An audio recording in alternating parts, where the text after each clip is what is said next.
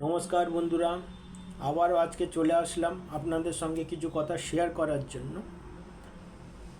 ইতিমধ্যে অনেক জায়গায় এসএআর বেশিরভাগ জায়গায় এসএআর চালু হয়ে গেছে, চলছে।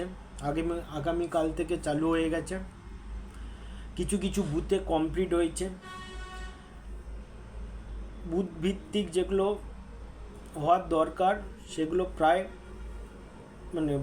কমপ্লিট চলছে, কিছু কাজ চলছে। আজকে কিছু কিছু দক্ষিণ 24 পরগনায় কিছু কিছু জায়গায় শুনলাম যে কমপ্লিট হয়েছে। কিছু কিছু বুথে, সব বুথে নয়, কিছু কিছু বুথে কমপ্লিট হয়েছে। আবার এটাও শোনা যাচ্ছে যে এসআইআর কাণ্ডে কিছু কিছু মানুষ মারা যাচ্ছে, সেটা দাগিয়ে দেওয়া হচ্ছে এসআইআর কাণ্ডে। কোনো যদি হৃদরোগে যদি আক্রান্ত হয় সেটাও এসআইআর কাণ্ডে দাগিয়ে দেওয়া হচ্ছে। অতএব এখানে বুঝতে হবে যে হৃদরোগে আক্রান্তর হচ্ছে না এসআইআর কাণ্ডে হচ্ছে, সেটা বুঝতে হবে। এতদিন হয়নি, এতদিন কোনো কিছু ছিল না।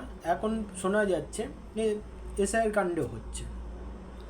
আমার তো মনে হয় না, বা আপনাদেরও সেরকম মনে হয় বলে মনে হয় না যে এসআইআর কাণ্ডে হচ্ছে।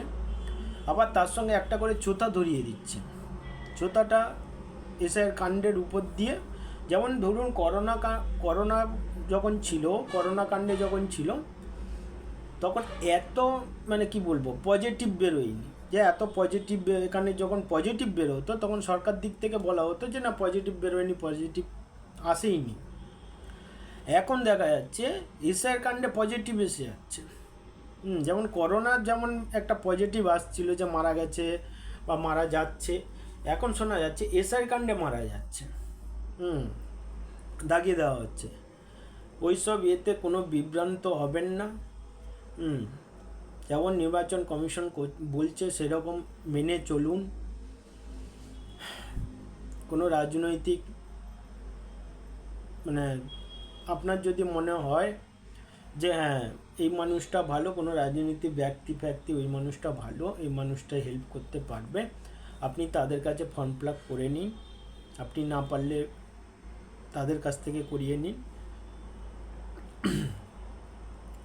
আবার কালকে আমি একটা খবরে দেখছিলাম, কোনো একটা চ্যানেলে দেখছিলাম,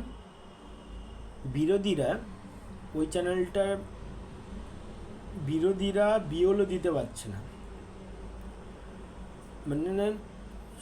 ধরুন 100%-এর মধ্যে 70% বিরোধীরা বিওলও দিতে পারেনি। কালকে খবরে একটা দেখাচ্ছিল, কোনো এক পার্টিকুলার চ্যানেলে দিতে পারছে না। কেন দিতে পারছে না সেটা বিরোধীরাই ভালো বলতে পারবে, কেন দিতে পারছে না। আর এদিকে দেখাচ্ছে যে এদিকে দেখাচ্ছে ভোট প্রচারের ক্ষেত্রে ভোট প্রচার শুরু যারা করেছে এখন শুরু করে দিয়েছে। এসআইয়ের নামে একটা ভোট প্রচার শুরু করছে।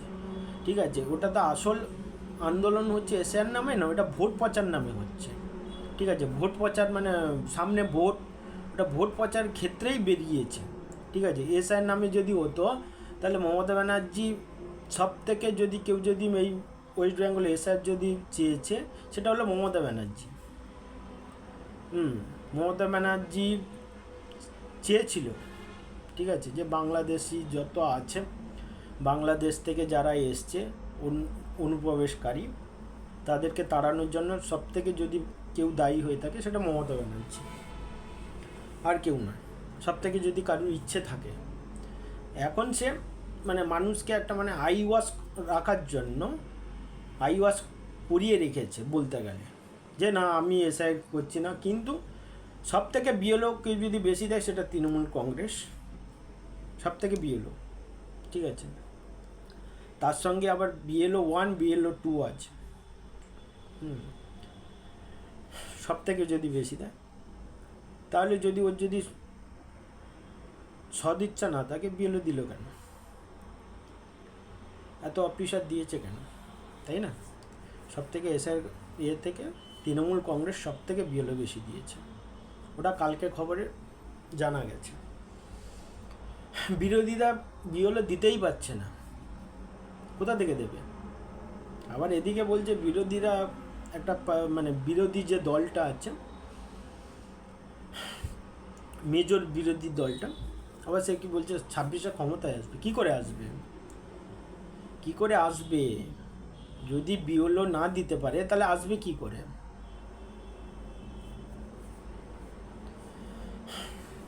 এটা তো ভাবার বিষয় আছে। শুধু হাওয়ায় উঠলে হবে না, শুধু হাওয়ায় হাওয়ায় কথা বললে হয় না, বিওলো দিতে হবে। বিওলো যদি না দিতে পারে, ব্যাস এসআইআর করে না লাভ কী আছে? বিরোধীরা যদি বিওলো না দিতে পারে কোনো লাভ নেই। তৃণমূল কংগ্রেসের বিওলো যা বলবে তাই হবে, তাই না? এখানে বিরোধীদের বিওলো দিতেই হবে, যা হওয়ার মানে কালকে থেকে যা হওয়ার হয়ে গেছে। এখনও পর্যন্ত টাইম আছে, বিওলো দিন, আপনারা বিওলো দিন। বিরোধীদের বলছি, সে বিজেপি হোক, সিপিএম হোক, কংগ্রেস হোক, আইএসএফ হোক, সবাই বিওলো দিন। শুধু শাসক দল দিলে হবে না, সবাইকে দিতে হবে। সবাই দিন, সবাই দিলে তবে গিয়ে তো হ্যাঁ এসআইআর হয়েছে মানা যায়। যে আমার তো মনে হয় না যে পশ্চিমবঙ্গে এসআইআর হয়ে কিছু হবে, মনে হয় তো হয় না। যেখানে বিএলও দিতে পারে না সেখানে এসআইআর করে কি হবে? তো মানে কি বলবো, হ্যাঁ একটা মানে বিএলও যারা দিতে পারবে না, তো ভোটে বুথ রক্ষা কী করে করবে? 80,000 কত একটা বুথ আছে, 80,000 কত সামথিং বুথ আছে, তাহলে বিএলও যদি না দিতে পারি তা বুথ রক্ষা কী করে করবে? আর এইদিকে বলছে 2026-এ ক্ষমতায় আসবে, ক্ষমতায় আসবে। বিরোধী প্রধান বিরোধী দল কি করে আসবে? আসার তো একটা লক্ষণ থাকা দরকার, কি করে আসবে? ও হাওয়ায় হাওয়ায় কথা বললে হবে না, শুধু ভোটটা নেব, ভোটটা নিয়ে চলে যাব, 2-4টে সিট পাবো, ব্যাস হয়ে গেল। ওই মিটিং মিছিল ওগুলোই ঠিক আছে বিরোধীদের জন্য। আবারও বলছি 2026-এ তৃণমূল কংগ্রেস ক্ষমতায় আসবে। আবারও বলছি 230-35 সিট নিয়েই আসবে। বিরোধীরা এই কটা সিট ভাগ করে নেবে। বিজেপি 50টার উপরে পাবে না, 50টার উপরে পাবেই না। বিজেপি 50টা সিটের উপরে পাবেই না। যেখানে সেখানে জিতেছিল, আপনি বনগাঁটা দেখেন না, বনগাঁটা কী হয় দেখুন।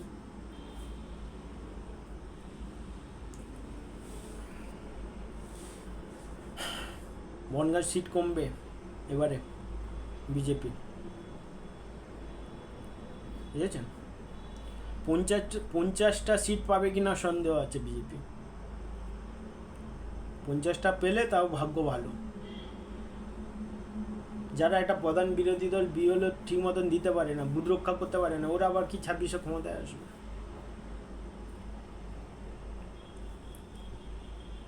কোনো মতেই হবে না।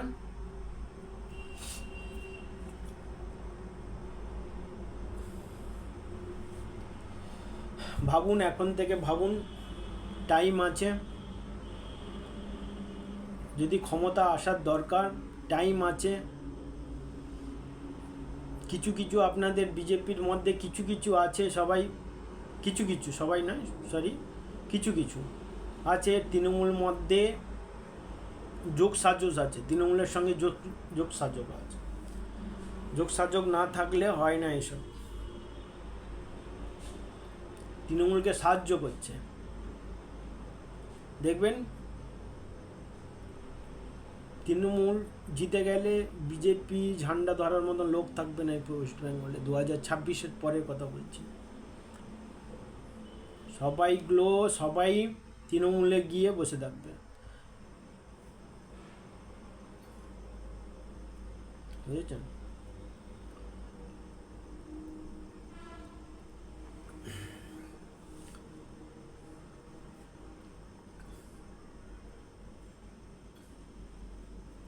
ভাবুন এখন থেকে যে যে পার্টিকে ভালোবাসে সেই পার্টির সঙ্গে থাকুন।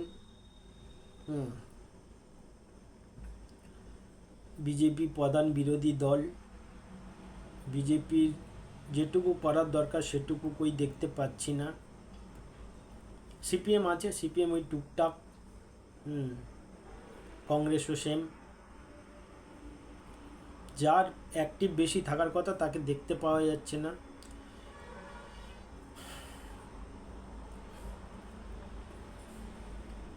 সবাই থাকবেন, পাশে থাকবেন, সাবস্ক্রাইব করে দেবেন, লাইক করবেন, কমেন্ট করবেন, আপনাদের মতামত জানাবেন। শুভরাত্রি, ভালো থাকবেন, সুস্থ থাকবেন।